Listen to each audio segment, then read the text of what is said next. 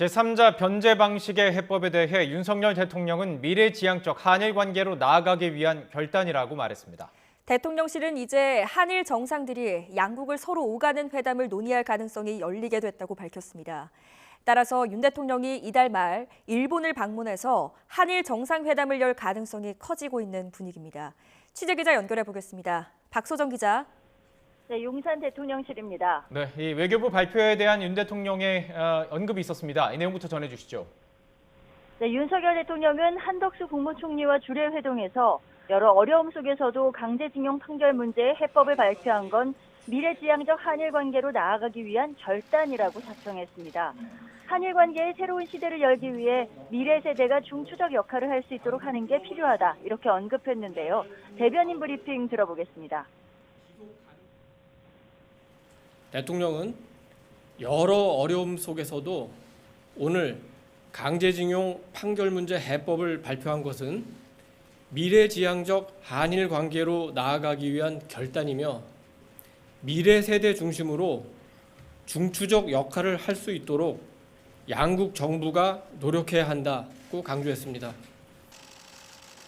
이에 대해 한덕수 총리는 청소년, 대학생 등 미래 세대를 위한 교류 사업을 확대하고 문화, 외교, 안보 등 분야별 협력 사업도 속도와 함께 추진하겠다고 보고했습니다.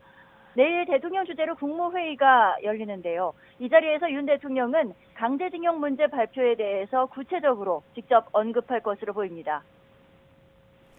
네, 이어서 대통령실은 일본 정부의 발표도 높이 평가했죠.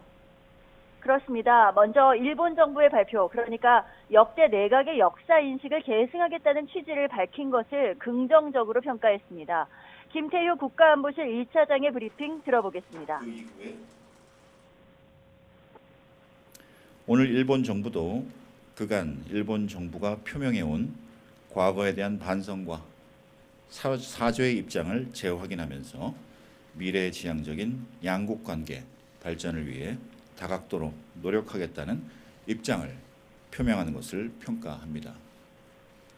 앞으로 양국이 불행한 역사를 극복하고 미래지향적 관계를 발전시키기 위해 노력해 나가기를 바랍니다.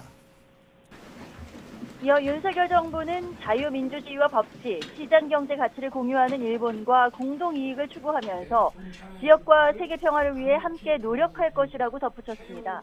대통령실 관계자는 브리핑에서 지난 6개월 동안 한일 간 협상을 이어오면서 일본 정부가 할 수 있는 마지막 한계치에 도달했다고 보고 양국 정부가 각자 입장을 발표한 것이라고 전했습니다. 양국의 정상회담 논의는 아직 시작하지 않았다고 선을 그었지만 2011년 이명박 전 대통령의 방일 이후 12년 동안 양국 정상이 오가는 것이 중단된 점을 직시하고 있다며 필요하면 논의 가능성이 열려 있다고 부연했습니다. 셔틀 외교의 가능성을 얘기한 겁니다. 공식적으로는 조심스럽게 언급하는 모양새인데 YTN 취재 결과 이달 말 윤 대통령이 방일에 정상회담을 여는 방안이 추진되는 것으로 전해졌습니다. 대통령실은 일본 기업의 자발적 기여 전망에 대해선 법적 조치는 아니더라도 정치적으로 사과 표현에 담아서 행동할 수 있을지 양국 경제단체끼리 논의되는 것으로 안다고 밝혔습니다. 또 오늘 발표된 내용도 한국이 파기할 가능성에 대해 일본이 걱정하고 있다며 피해자들의 반응에 따라 일본을 설득할 동력을 마련하는 게 중요하다고 덧붙였습니다. 지금까지 용산 대통령실에서 YTN 박소정입니다.